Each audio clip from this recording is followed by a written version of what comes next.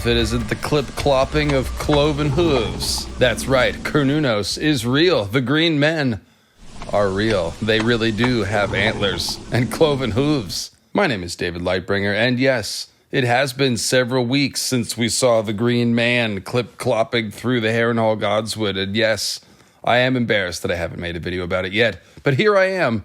And actually, my real Green Man Others video is coming in a couple weeks. We're here to talk about R plus L equals J. But we're here to talk about the part where they visit the Isle of Faces and the Green Men. So, yeah. And in fact, it's time to play Ice and Fire Detective. Not quite True Detective. And let me just go ahead and take these off so we can be serious. Those aren't serious. But yes, Ice and Fire Detective. It's not True Detective because we can't quite collect evidence. We will still be theorizing and speculating. But what we do have is this stunning snapshot of Rhaegar and Lyanna on the Isle of Faces from the 2024 Ice and Fire calendar, illustrated by Justin Sweet. This art and all calendar art is directed by George R.R. Martin and is generally regarded as canon. That's right, you don't get to just draw whatever. When you're commissioned to do the yearly A Song of Ice and Fire calendar, you have to draw the specific scenes that George has requested. And this scene tells us quite a lot. I know we just said we can't collect evidence, but this picture basically is hard evidence. And it certainly invites questions. R plus L equals J is one of the central mysteries of the book, and not so much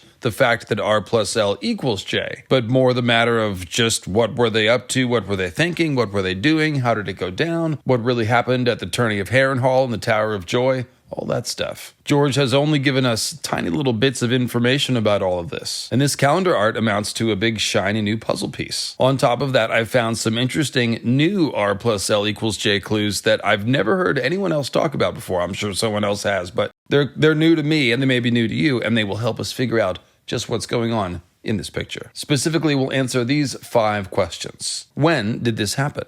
How did Rhaegar and Lyanna get out here? Did they have a secret wedding? Why did they have to come to the Isle of Faces? And who else might have been there? And how does this help explain their subsequent choices and deeds? In the course of answering these questions, we'll stumble upon even more exciting mysteries, such as the ghost of High Heart, her connection to Rhaegar, and the origin of Jenny's song. Howland Reed's visit to the Isle of Faces right before the tourney of Harrenhal and his role in R plus L equals J. The possibility of Lyanna Stark manifesting Skin Changer or Green Seer magic, that's right. And then, of course, the mysteries of the prince that was promised and what actually was happening at the Tower of Joy. So thanks for clicking on the video, everyone. Make sure you subscribe to the channel. This is a follow-up to R plus L equals J, a love story. So check out that video along with this one in case you missed it. With summer in the rearview mirror and busy days ahead, we're all craving wholesome meals that can save us time and money. HelloFresh puts the freshness at your fingertips with America's #1 meal kit, delivered right to you with farm-fresh, pre-portioned ingredients and reliable, easy-to-follow recipes. Unlock new delicious possibilities with HelloFresh's vast, chef-crafted menu, including their seasonal menus, which highlight peak ingredients and flavors of every season. Each box is fully customizable to fit your preferences, so if your plans change week to week, that's okay. You can decide how many meals you need that week and what kind, and you can also adjust your delivery date or even pause your order if need be. No matter what your lifestyle and dietary preferences, HelloFresh makes it easy to find lots of meals that work for you with menu groupings like fit and wholesome, family-friendly, quick and easy, vegetarian, and more. Dig into their biggest menu yet with 50-plus dinner options and even more market items that suit any healthy lifestyle. Plus, start your day right this school year with free breakfast for life. That's right, just click the link in the description or use my code Lightbringer, SCP-10, and get 10 free meals and free breakfast for life. That's 1 breakfast item per box, while your subscription is active if you're inside the US. Outside the US, the local discount will apply. Thanks so much to HelloFresh for sponsoring our channel and for delighting Rhaegar's taste buds with their chicken pesto spaghetti. I have to say, I had no idea how easy it was to make pesto from scratch, and let me tell you, my life has changed, and for the better. When did Rhaegar and Lyanna go to the Isle of Faces? Alright, so the first thing we need to understand is the timeline of Robert's Rebellion. It's actually pretty easy to figure out when Rhaegar and Lyanna would have had the chance to visit the Isle of Faces, so we'll answer that question first. As we can see, the tourney of Harrenhal occurs near the end of 281 AC. Now, 281 AC is known as the Year of the Fall Spring, with the Fall Spring itself being a 2-month thaw that occurs during that winter, again, near the end of 281 AC, and it is during that 2-month thaw that the tourney of Harrenhal is held. The war, known as Robert's Rebellion, then gets started a few months later, when Rhaegar and Lyanna disappear, and then a very upset Brandon Stark turns up at King's Landing, demanding that Rhaegar come out and die for the crime of abducting his sister. Of course, it appears for all the world that Rhaegar and Lyanna actually absconded together, as opposed to one of them kidnapping the other. But Brandon doesn't seem to know that, likely because of a Peter Baelish deception scenario, based around the idea that Peter and Brandon both passed through the Inn at the Crossroads around that time, just before Brandon went to King's Landing. So it seems like Littlefinger might have left that rumor at the Inn of the Crossroads for Brandon to pick up, knowing that Brandon was a hothead and would go do something rash. Because remember, that was right after Brandon beat Peter pretty bad in that duel at River Run. That's what it's called, River Run. Now, one of the things that stands out about this timeline here is the fact that Jon is apparently not even conceived until almost a year after Rhaegar and Lyanna disappear. They disappear right as the 2 months of Fall Spring ends, and right as 281 is turning to 282, while Jon's conception appears to be close to the end of that year. So you generally hear people talk about R plus L equals J as if Rhaegar and Lyanna disappear together and then go straight to the Tower of Joy and just sort of camp out there until the end of 282, which is when Rhaegar finally leaves to go to the Battle of the Trident, while Lyanna remains there for the duration of her pregnancy until Ned discovers her after the war is over, towards the latter part of 283 AC. This is why I have sometimes made jokes about Rhaegar and Lyanna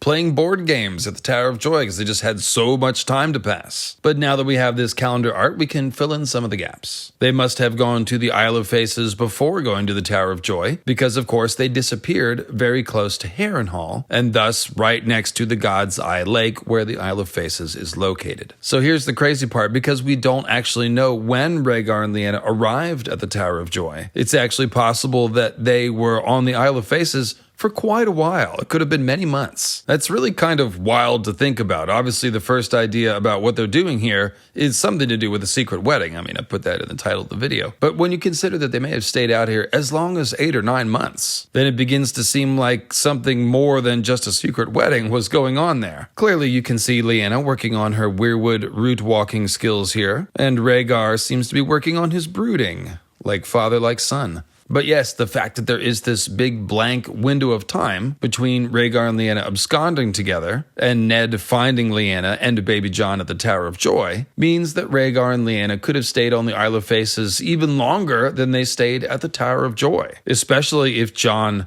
was conceived on the Isle of Faces, which he may have been. One other note, I mentioned the side question of who else might have been there. Well, the first 2 people we should wonder about are the 2 members of the Kingsguard that went with Rhaegar when he absconded with Lyanna and then disappeared for a while, and those, of course, would be Sir Oswell Went and Sir Arthur Dayne. Like I said, they were with Rhaegar and Lyanna during that time, so did they go to the Isle of Faces with them? How many people can fit in Howland Reed's skin boat? Oops, I'm getting ahead of myself. That's the next section. But yeah, did they wait on the shore? Did they wait at Harrenhal? Did they perhaps go ahead to the Tower of Joy to prepare the roses in the room for Lyanna? Or yeah, let me know in the comments what you think. Poor Oswell Went and Arthur Dayne searching the red mountains of Dorne for blue roses. It's probably an impossible task.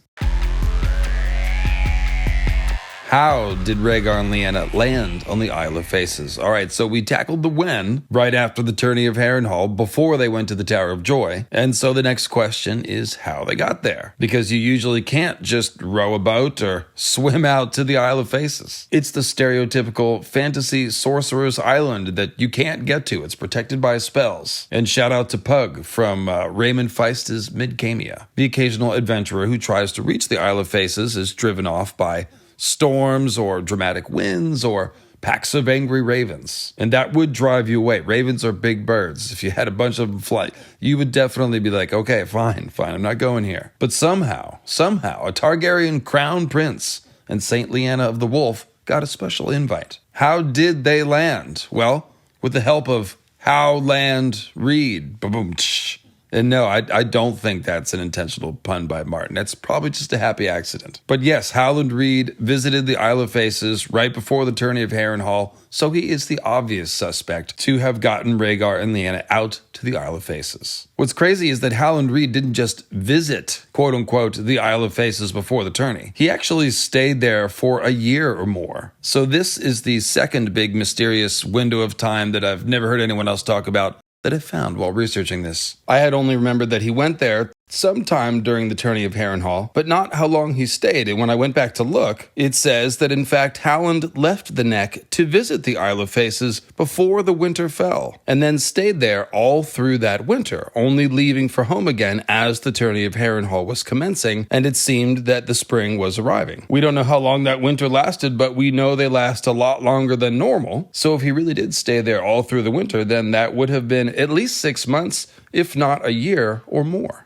And now we'll pause and give everyone a moment of silence to imagine the Howland Reed Green Man training montage. That's right, in the style of Rocky or Team America World Police, of course. And although I'm kidding, that is kind of where our mind goes. I mean, what is Howland Reed doing out there for months with the Green Men? Obviously training something. He's learning the green gifts, right? Or maybe he was teaching them how to make squirrel stew.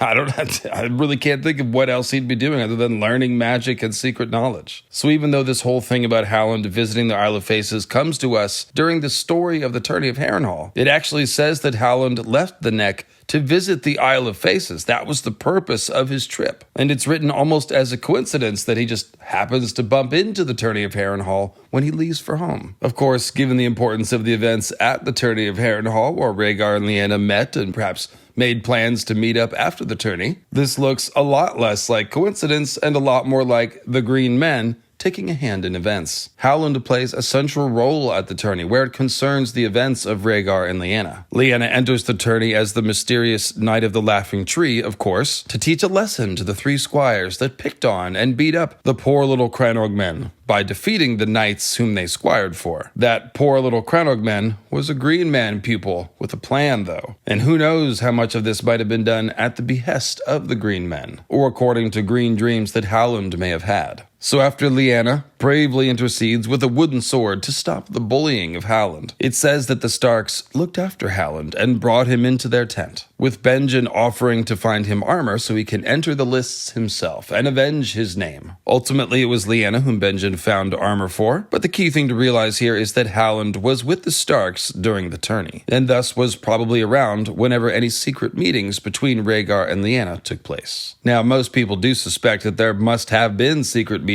between Rhaegar and Lyanna at the tourney, almost certainly when Aerys sent Rhaegar to discover the identity of the Knight of the Laughing Tree, who had really pissed Aerys off, by the way. And you can see several artists have depicted just that moment. It just kind of seems like there must be more than the public events between Rhaegar and Lyanna at the tourney that we know of, which are Lyanna weeping at Rhaegar's singing and harp playing, and Rhaegar bestowing the blue rose crown on Lyanna when he chose her as the Queen of Love and Beauty after winning the tourney. Obviously, there must have been some sort of direct dialogue between the two of them, and Howland most likely would have been involved, both because he's hanging out with Lyanna and the Starks, and because of this new Isle of Faces connection. Meaning, if Rhaegar and Lyanna went to the Isle of Faces right after the tourney, and Howland was at the Isle of Faces right before the tourney, it's logical to assume a connection, and to further speculate that Howland probably gave the instruction or the idea to Rhaegar and Lyanna to go out to the Isle of Faces in the first place. Presumably Howland either rode them out there himself, or he just let them use his little Cranogmen skin boat and told them that they'd be welcome. In other words, Howland Reed plays a huge,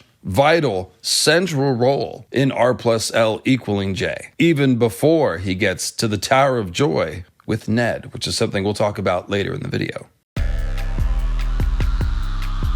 All right, did they have a secret wedding? This is basically the first part of asking the question, what did they do on the Isle of Faces for so many months, potentially? Some sort of secret wedding before the Heart Tree is our first guess. So we'll talk about that first, and then we'll go on to ask, what else might they have done there? So yeah, the first thing that most people probably think about when they see this art is that this is probably right before or after they had some sort of Weirwood wedding. Just like we see Jane Poole and Ramsay have at the end of A Dance with Dragons. Well, actually, no, not just like that, not at all like that. Well, Kinda. Unfortunately, that's our only example of a proper northern Weirwood wedding, although it was not proper. You know what I mean. They say that oaths before the heart tree and the snow falls. It's very magical. Just think about that part. In any case, many people have long suspected that Rhaegar probably married both Elia and Lyanna, as opposed to him having annulled his marriage to Elia as he did on the show. There's really no reason to do that, since Targaryens and Valerians did have these kinds of non-standard polygamous marriages, such as famously Aegon the Conqueror marrying both of his sisters. And it seems unnecessarily disrespectful of Elia and also Dorne, with neither Dorne nor any of Elia's revenge-obsessed relatives holding a grudge against Rhaegar. Most importantly, Rhaegar believed that his 2 children with Elia were 2 of the 3 heads of the prince that was promised dragon, and that they also had crucial roles to play. The main reason to think that Rhaegar and Lyanna got married is the presence of the Kingsguard at the Tower of Joy. The primary job of the Kingsguard is to guard the royal family, and the only way there is royal family at the Tower of Joy at that point is if Lyanna is pregnant with Rhaegar's trueborn son. Secondly, we have the whole Pact of Ice and Fire thing, which you would know about if you've read Fire and Blood, but not if you've only watched House of the Dragon, since they kind of ditched that. But let's not talk about that. Or at least not the fact that it was cut. The point is, if you read Fire and Blood, you'll see that the secret wedding at Winterfell between Jacaerys and Sarah Snow, which is only a rumor, is obviously created as a parallel to Rhaegar and Lyanna, and a clue that they did have a secret wedding in front of a heart tree, just as Jace and Sarah Snow, Cregan Stark and Drag, did. At least that's the rumor. I don't know. People are saying. Third clue that Rhaegar and Lyanna did get married is the fact that Jon is implied as a king in several ways. First of all, Mormont's Raven sure likes to say king around Jon, even calling him a king in a couple of scenes. And then there's the famous scene from the beginning of A Game of Thrones where King Robert visits Winterfell and talks about kings under the snow. Robert is asking Ned where all his people are, and we get this dialogue. Likely they were too shy to come out, Ned jested. He could feel the chill coming up the stairs, a cold breath from deep within the earth. Kings are a rare sight in the north. Robert snorted. More likely they were hiding under the snow. Snow, Ned. The king put one hand on the wall to steady himself as they descended. Late summer snows are common enough, Ned said. I hope they did not trouble you. They are usually mild. The others take your mild snows, Robert swore. What will this place be like in winter? I shudder to think. So this passage is basically just layered with classic George Martin-style double meaning. Kings are a rare sight in the north. Most likely they're hiding under the snow. Capital S Snow, Ned, you'll notice. So that's a reference to Jon being a king hidden under the name Snow, and this comes, of course, as they are descending the crypts to visit Jon's mother. And the crypts are also where Jon has his recurring dream, which will probably finish as he learns his true identity. They're discussing the others and how Winterfell will look in the winter, and of course, Jon Snow will probably be defending Winterfell against the others in the winter. And finally, while they're talking about the people under the snow and kings being a rare sight in the north, you'll notice the cold breath from deep within the earth coming up from the crypts, which is, of course, where Jon will be resurrected from, in spirit at least. I've also theorized that the others will steal Jon's body while he's dead, at least for a short time. So even the line about the others take your mild snows, well, that could be a reference to the others taking Jon Snow, who is not demure or mild, or even more broadly to the theory that many bastard snow babies in the north have been given to the others in the past, just as Craster and other wildlings do. Finally, we have the personal impact to Jon, if in fact Rhaegar and Lyanna did get married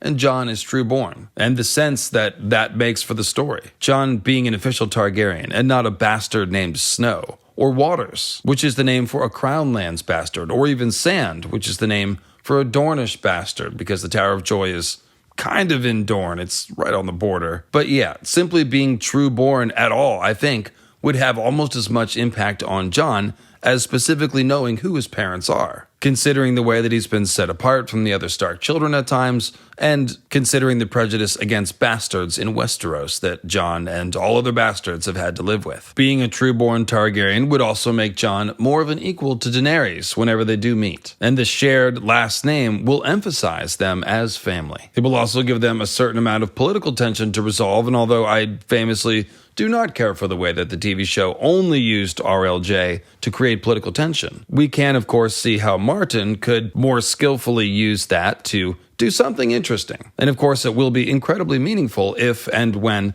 Jon and Dany put aside any sort of conflict for the throne in favor of shared family heritage and shared destiny as the princes that were promised who've got to go and, help save the world.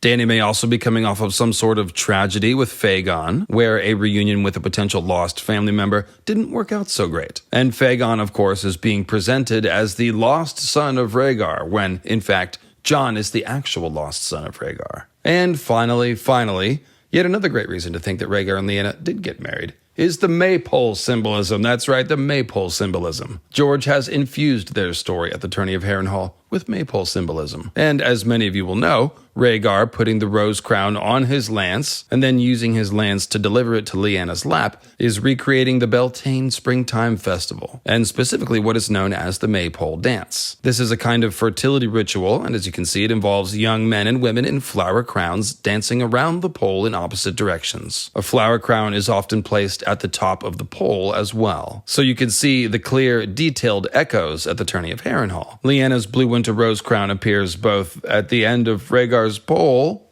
if you will, as well as on her head, as we see in both Ned and Theon's dream visions of her. Theon's dream of Lyanna actually contains yet another clue that Rhaegar and Lyanna got. I know I said finally, but yes, his dream says, "The slim, sad girl who wore a crown of pale blue roses and a white gown spattered with gore could only be Lyanna." The white gown makes us think of a wedding, of course, and then when you add in the maypole symbolism, it becomes clear that George Martin has always intended that Rhaegar and Lyanna had a wedding. Alright, why did Rhaegar and Lyanna have to go out to the Isle of Faces to get married? What is this, like the Westerosi equivalent of Las Vegas or something? Is this where you go to elope when none of the maesters will give you a certificate? I'm sorry, sir, to have a polygamous marriage, you must first conquer a continent. It's clearly in the rules. Well, one thing to consider is Lyanna's cultural heritage. A wedding in a godswood before Hearttree could have been to honor Lyanna's gods and the ways of the Starks. But then why not use the Harrenhal godswood? Why go all the way out to the Isle of Faces? Well, it's possible that they just didn't want to risk being seen after having absconded together, and Harrenhal is too public of a place. And it also is likely that they wouldn't have wanted to call down the wrath of people like King Aerys or Brandon or Robert onto House Went, who were the lords of Harrenhal. Because remember, Oswell Went is Rhaegar's BFF and helped him set up the tourney of Harrenhal, and was now traveling with Rhaegar, Lyanna, and Arthur Dayne, and whoever else. But one suspects it's more than these things, of course. It's probably got something to do with the Isle of Faces itself, which is, of course, the home of the Green Men, and the only place where these unique, green-leaved, non-bloody weirwood trees seem to grow. And check out my The Weirwoods Were Green video, in case you missed it, and that one did slip by some of you guys, and it's a very important video, so check that one out. It's the closest I've come to explaining the origin of the godswood and the original weirwood practices. So yeah, it must have something to do with the Isle of Faces itself, because again, Howland went there right before the tourney, and then Rhaegar and Lyanna go there right afterwards. So did Rhaegar or Lyanna need to speak with the Green Men directly? Perhaps Lyanna insisted upon it before going along with Rhaegar's interpretations of dreams and prophecies, or Howland's interpretation of whatever the Green Men told him. Perhaps the Green Men on the Isle of Faces told Howland to bring Rhaegar and Lyanna out there so they could witness green magic that would make them believers in whatever course of action was being proposed. I mean, we've all talked about how it's kind of crazy what Rhaegar and Lyanna did running off in the middle of a war, right? As I said in the first RLJ video, you can't blame the entire war on Rhaegar and Lyanna, but they should have known it would piss a few people off. Between the paranoid and possessive King Aerys, wrathful and possessive Robert Baratheon, whom Lyanna was fleeing a betrothal to, and of course the hot-headed and violent Brandon Stark, to whom Lyanna was very close, and therefore whom Lyanna should have expected to have some sort of extreme emotional reaction. So yes, absconding together when they did without telling anyone, it is a very extreme course of action, which has always seemed inexplicable from the outside. And the best answer to this mystery has always been something to do with prophecy, right? We know that Rhaegar found Aegon's prophecy about the prince that was promised, having a song of ice and fire, because we saw Rhaegar talking about those things in Dany's House of the Undying vision of Rhaegar and Elia. And we know that Rhaegar thought that 3 heads has the dragon meant 3 special Targaryen children, and that his children with Elia were the first 2 heads of that dragon. We know that the Maesters were quite sure that Elia couldn't have any more children after her second child, and so it's logical to conclude that Rhaegar was looking for a surrogate mother for one more special prophecy baby. And it seems that somehow Rhaegar and then Lyanna became convinced that Lyanna was the one to be the mother of this 3rd head of the prince that was promised dragon. Now, this scenario basically puts everything on Rhaegar's interpretation of prophecy, and then his ability to convince Lyanna that he knew what he was talking about, which is why it comes off as creepy to some people, right? And even if you put the creepy thing aside, because it does seem that they were in love, with their age gap, of course, being a normal thing for Westeros' society, even though it would absolutely not be normal in modern society, as we've discussed, this whole thing still seems like a puzzle that's missing some of its pieces. And now we have some of those pieces. Howland Reed and the Isle of Faces with its green men, and potentially talking weirwood trees. That's right, talking weirwood trees. Check out the Weirwoods Were Green video. It's a thing. So it could be that once on the Isle of Faces, the clip-clopping, cloven-hooved green men were able to show Lyanna visions of the future. Or perhaps the latent Stark skin changer gift, which seems to be present in all Starks, was activated when Lyanna went to the Isle of Faces, allowing Lyanna to see the future for her own self. Perhaps this is the reason why they may have stayed there for several months. Perhaps Lyanna had her own Green Man training montage, just as Howland Reed did before her, and just as Bran Stark did after her. Did Lyanna herself eat the weirwood paste and wed the trees? Perhaps it was Green Man brains in the paste, since Howland Reed was later seen both at the tourney of Harrenhal and at the Tower of Joy, alive and well, with his brains safely in his head. And if you're sitting there right now wondering what all the cannibalism humor is about, well, check out Weirwood Paste is People, because Weirwood Paste is people. Now, the so-called green wedding, the act of a green seer wedding the trees, is the real Weirwood wedding, after all. So maybe that's what George wants us to think about by suggesting that Rhaegar and Lyanna may have gotten married on the Isle of Faces. There really is absolutely no reason why Lyanna can't be a skin changer or even a green seer. I mean, the fact that all 6 Stark children turned out to be skin changers in the same generation kind of suggests that this gift is in fact latent in all the Starks and was probably awakened by the presence of the direwolves, who are in fact suggested by the children of the forest to be magical animals. Otherwise, we gotta put it all on the comet or something, and the comet didn't pass by every time a Stark kid was born. So yeah, I think it's far more likely that all the Starks have the latent gift, and again, that it just manifested because of the presence of the wolves. Lyanna and Brandon famously were said to be such gifted horse riders that they were half centaur, and I always make the joke that doesn't make sense because centaurs are already half horse and half... You know what I'm talking about. They're such natural horse riders, it's almost as if they were part horse. Perhaps that was Lyanna and Brandon's skin changer gift trying to manifest. Perhaps around the presence of a magical animal like a direwolf, or a weirwood hinge of the world like the Isle of Faces. Lyanna may have had her green gifts awaken as well. And of course, I skipped the obvious point that Jon, as the son of Lyanna and Rhaegar, is only cousin to the Starks, and yet they all are skin changers. So the gift was in all branches of the previous Stark generation. So going beyond the idea of Lyanna having some sort of magical gifts awaken on the Isle of Faces, we can certainly imagine Rhaegar consulting with the Green Men over his interpretation of various prophecies and dreams. After all, we do know that the old gods are keenly interested in the prince that was promised, a woods witch who is pretty definitely the same person who later became known as the Ghost of the High Heart, the red-eyed dwarf witch woman that Beric and Arya and company meet amongst the weirwood stumps atop the hill of the High Heart. She once prophesied that the prince that was promised would be born of the line of Aerys and Rhaella, but back when they were both children, and this is actually the reason why their father,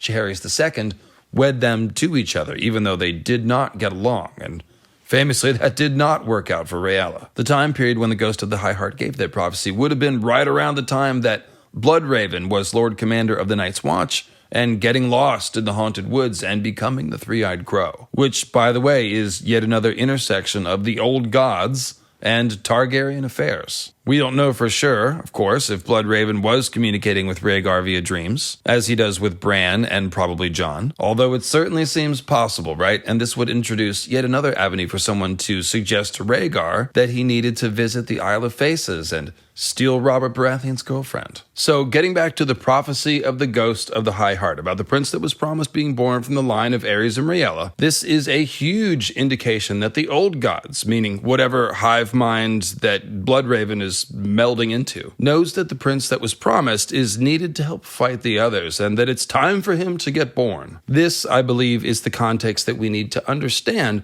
this picture of Rhaegar and Lyanna on the Isle of Faces. What we see here is merely a continuation of Green Seer involvement in getting R plus L to equal J. So whatever more specific things may have gone down on the Isle of Faces, such as Rhaegar and Lyanna being shown visions, Lyanna awakening her magical gifts, Rhaegar Green Man Prophecy and Dream Interpretation Workshop, Root Walking 101, etc., these things would all be encompassed under the grand heading, the old gods know the prince that was promised is important and are trying to help him get born. We should also wonder if the ghost of the High Heart wasn't taking an active hand in events around the time that Rhaegar and Lyanna visited the Isle of Faces. As in, was she there? Did she perhaps row them out to the Isle of Faces instead of Howland Reed? Did the ghost of High Heart perhaps visit there often? I think all of these things are possible, given what we know of Rhaegar, the ghost of the High Heart, and Jenny's song. To wit, the ghost of the High Heart was present at Summerhall at Rhaegar's birth, where her beloved Jenny of Oldstones died with her husband, Duncan, Prince of Dragonflies. The ghost refers to this as having gorged on grief, famously. When we first meet the ghost of the High Heart, she's extremely fixated on getting Tom of Sevens to play her Jenny's song, which seems to be her standard form of payment from Barrack's band. The same song every time. As many have surmised, this tradition almost certainly started with Rhaegar. Rhaegar, emo motherfucker that he was known to visit Summerhall to write and play music. So it's probably the case that he is the one who composed Jenny's song and that he used to play it for the ghost of the High Heart at Summerhall and perhaps at other places. Now that Rhaegar's gone, the ghost gets anyone she can to play her the song. So yes, it's all very sad. But if Rhaegar did write Jenny's song and was in contact with the ghost of the High Heart, then that would imply that the ghost of the High Heart was sharing her Weirwood insight, her visions, if you will, with Rhaegar, just as she does with Barrack's band. And thus it really would be no surprise if the ghost of High Heart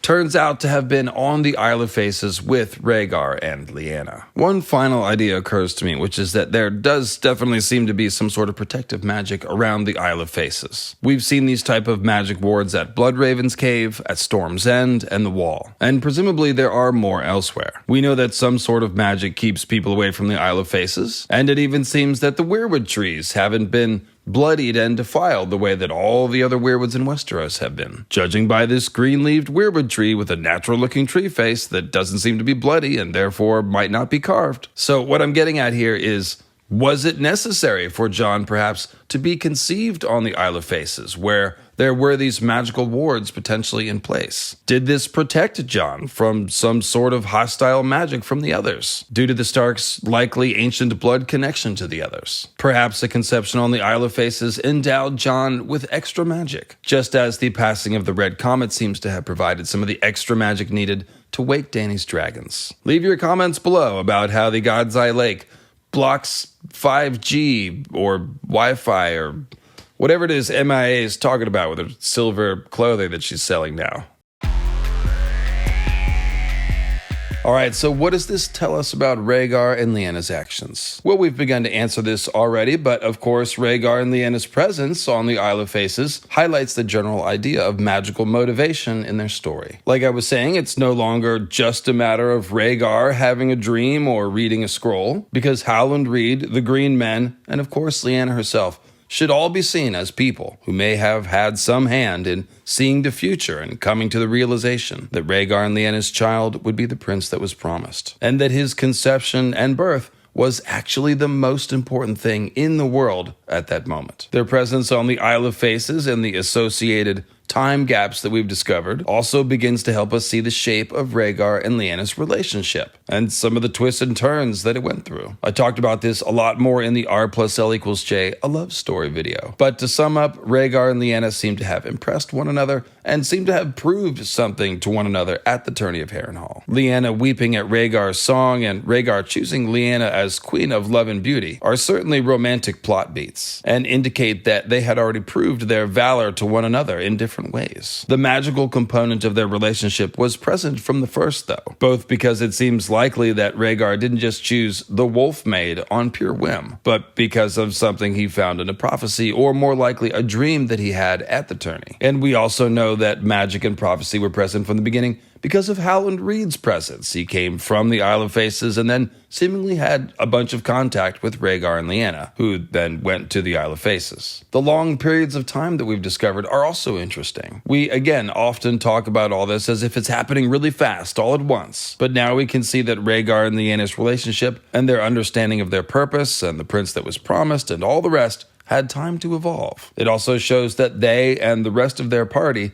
were fixed of purpose and committed to their cause. Now, the idea that Lyanna may have already been aware that the fate of the world hinged on her actions begins to help explain why she absconded without telling Ned or any other Starks. Ned, after all, does seem a bit skeptical where it concerns magic. Right at the beginning of A Game of Thrones, he kind of dismisses the others and the Children of the Forest as being long gone. So it's likely that Lyanna just didn't think he'd understand and might try to stop her from doing something that he would have perceived as being very foolish and rash. And certainly Brandon would have tried to stop her. That's an easy call. Ned and Robert are also best friends, of course, so that's yet another reason for Lyanna not to tell Ned. What's really interesting is the role of Howland Reed once again. It's kind of mysterious how he's at Harrenhal, being involved in Rhaegar and Lyanna coming together and sending them to the Isle of Faces. But then there he is with Ned when they come to the Tower of Joy to confront the Kingsguard and rescue Baby Jon. It's very possible that Howland knew that the Tower of Joy was Rhaegar and Lyanna's final destination, and thus he may have been the one who told Ned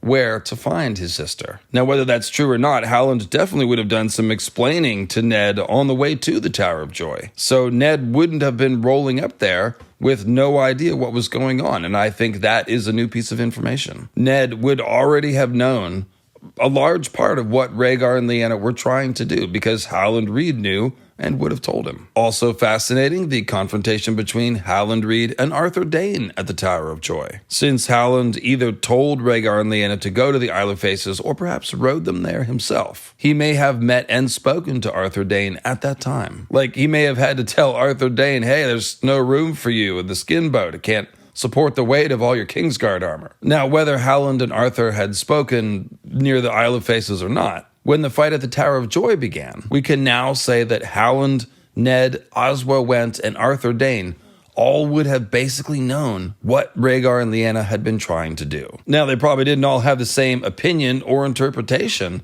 of Rhaegar and Lyanna's actions or intentions. And obviously they don't seem to have all had the same agenda regarding Lyanna and Baby Jon. However, Gerald Hightower once again sticks out like a sore thumb here. And as I did in the RLJ A Love Story video, I will once again say that a different conversation may have been possible at the point in the fight after Gerald Hightower died. Some kind of conversation about how to keep Jon safe, or obviously about prophecy and what Rhaegar and Lyanna believed about the end times. Now, those of you who think that Arthur or Oswell may have secretly survived the Tower of Joy and gone into hiding, well, this is your moment. After Hightower was dead, it may have been possible to negotiate something a little more subtle than last man standing gets the baby. I don't really have the space in this video to get into those theories, and I'm generally skeptical of hidden identity theories, but even I do have to admit that people sometimes do fake their own death and go into hiding in the story. It does happen, and perhaps it happened at the Tower of Joy as well. Oswell, as well. Man, it's kind of